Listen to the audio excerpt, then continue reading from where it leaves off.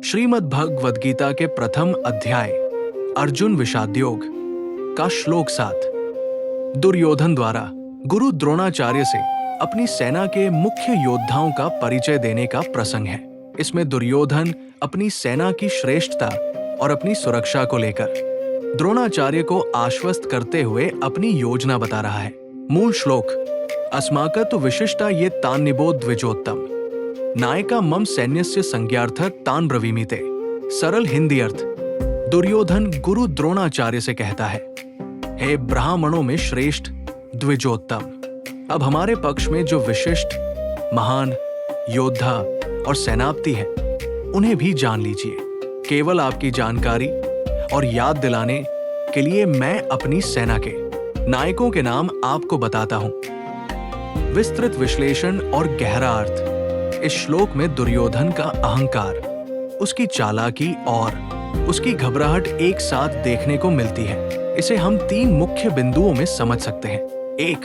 Damage control और घबराहट। दुर्योधन को अचानक ये आभास हुआ कि उसने पांडवों के शूरवीरों का नाम लेकर अपने ही गुरु के सामने अपनी कमजोरी दिखा दी है।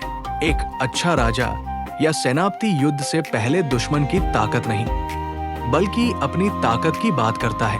इसलिए अपनी गलती सुधारने और गुरु द्रोणाचार्य तथा आसपास खड़े अन्य सैनिकों का मनोबल बढ़ाने के लिए वो तुरंत अपनी सेना के विशिष्ट महान योद्धाओं की बात शुरू कर देता है।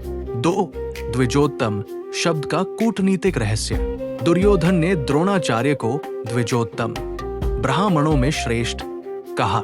इसके 2 गहरे अर्थ हो सकते हैं। पहला, ताना मारना ब्राह्मणों का काम युद्ध करना नहीं, बल्कि शांति और ज्ञान देना होता है। दुर्योधन शायद उन्हें ताना मार रहा था कि हे गुरुदेव, आप तो ब्राह्मण हैं, कहीं युद्ध में अर्जुन के प्रति मोह के कारण आप दया न दिखा बैठें और क्षत्रिय धर्म भूल न जाएं। दूसरा, मक्खन लगाना वो गुरु द्रोण को खुश करना चाहता था कि आप सिर्फ एक योद्धा नहीं, बल्कि ब्राह्मणों में भी सबसे श्रेष्ठ है, इसलिए आपको हमारी जीत सुनिश्चित करनी चाहिए।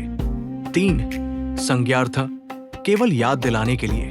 दुर्योधन कहता है कि मैं केवल आपकी जानकारी संज्ञार्थ के लिए नाम बता रहा हूं। वो ये जताना चाहता है कि गुरु द्रोण तो वैसे भी सब जानते हैं, लेकिन वो बस औपचारिकता के लिए नाम ले रहा है। ये उसकी अपनी घबराहट को छिपाने की एक मनोवैज्ञानिक चाल है, ताकि वो खुद को आत्मविश्वास से भरा हुआ दिखा सके।